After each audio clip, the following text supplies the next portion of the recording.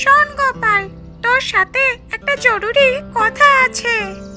কি হলো? এত সিরিয়াস মুখ কেন? আমি একটা বিশাল ধন্দে পড়েছি। ধন্দ? কিসের ধন্দ? আমি গতকাল স্বপ্ন দেখলাম আমাদের গ্রামে একটা গুপ্তধন আছে। কি বললি? গুপ্তধন? কোথায়? নিচে। আমি স্বপ্নে দেখলাম একজন সন্ন্যাসী এসে বলছে এই গাছের নিচে একটা বড় সিন্ধুক আছে, যার ভেতর অনেক সম্পদ লুকানো আছে। বাহ, দারুণ তো! তাহলে চল, খুঁজতে হবে।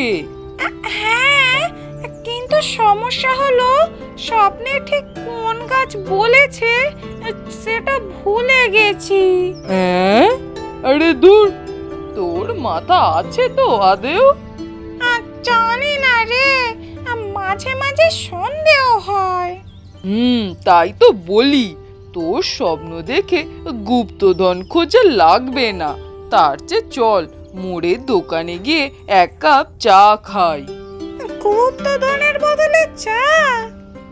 হ্যাঁ, কারণ চা সত্যি, আর তোর স্বপ্নের গুপ্তধন একদম গাঁজাখুরি।